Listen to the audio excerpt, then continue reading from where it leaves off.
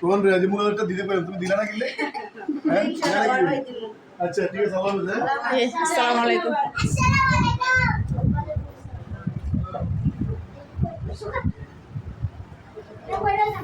না এটা বলে এটা গরম লাগবো এটা আরো একটা গোল গোলা দিতে পারবে পরে এই মাথাটাই রান্না আমরা খাওয়া শুরু করুন আপনি খান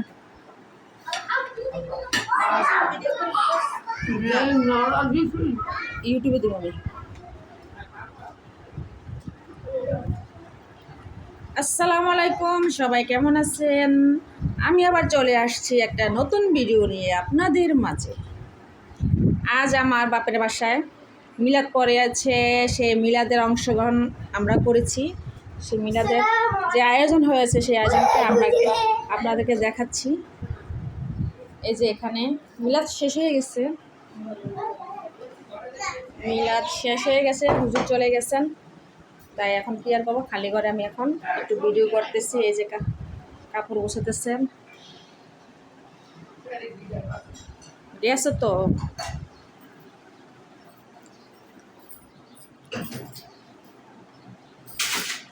জানো এটা খুলে লানো পাঞ্জাবিটা খুলে লানো ওটা খুললে আরাম করে খাইতে বসে এখন আমরা খাবো আমাদের খাওয়ার পর্ব চলতেছে এই তো কী কী আইটেম করলো তোমরা আজকে মিলাদের জন্য আমি একটু দেখাই এই যে এখানে আছে ভর্তা মাছ ভাজি রোস্ট সালাদ তো সাথে আছে ফ্রি সাদা ভাত তারপরে আর কি গরুর মাংস সরি এই যে গরুর মাংসটা এখানে আছে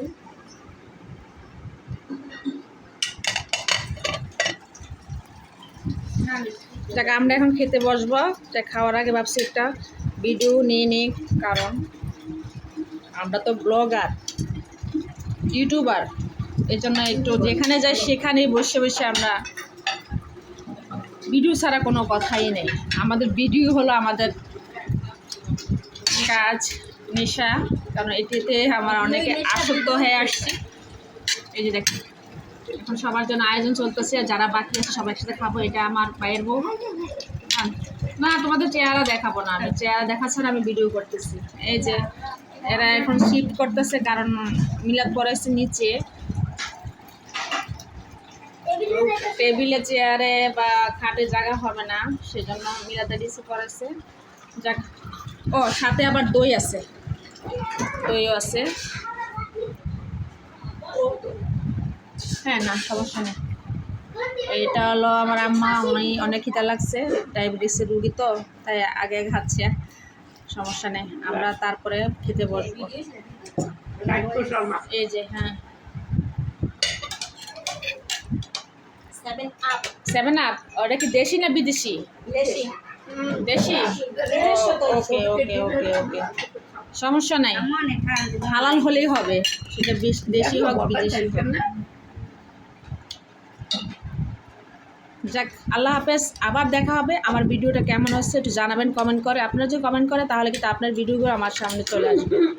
যাক আলহামদুলিল্লাহ সবাই ভালো থাকেন আল্লাহ হাফেজ আসসালামু আলাইকুম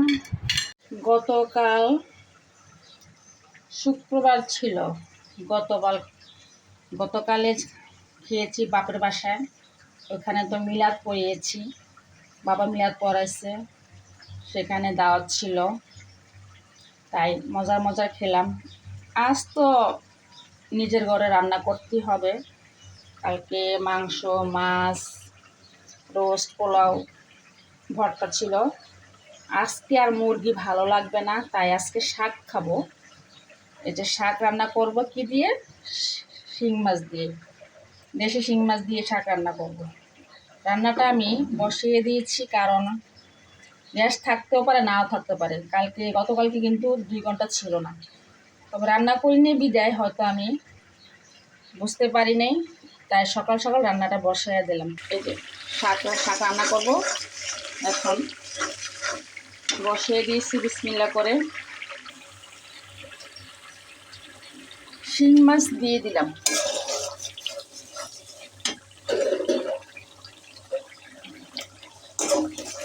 শিং মাছটি আস্তেই রেখেছি কারণ শিং মাছগুলো তেমন বড় না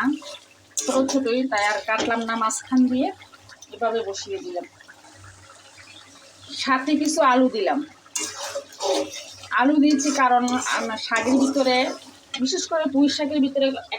একটা দুটো আলু দিলে কি হয়, শাকটা একটু ঘন ঘন হয়, ঝোলটা পাতলা হয় না, তাই সামান্য একটু আলু দিয়ে দিলাম। আর কিছু ডাটা আছে, ডাটাগুলা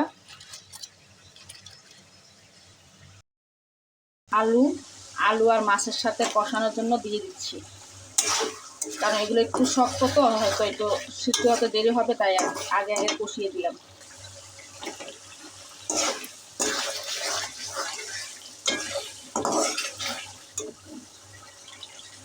আর সাথে আছে এগুলো ভাজি করব, এগুলো হলো চায়না পুঁটি, এগুলো রান্না করব আজকে। যাক আলহামদুলিল্লাহ ভালোই আছে রিজিকে, আল্লাহ যা রাখছেন ভালোই রাখছেন, আল্লাহর কাছে শুকরিয়া আদায় করি প্রত্যেকটা খাওয়ার জন্য, নিয়ামত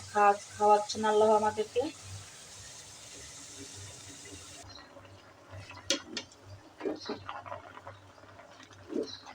শাকগুলো দিয়ে দিলাম। আর যাক আলহামদুলিল্লাহ, আমার ভিডিওটা কেমন হলো সবাই একটু কমেন্ট করে জানাবেন, আপনাদের কমেন্টের অপেক্ষায় আমি আছি। সবাই ভালো থাকবেন, আল্লাহ হাফেজ, আবার দেখা হবে ইনশাল্লাহ পরবর্তী ভিডিও নিয়ে আসলাম।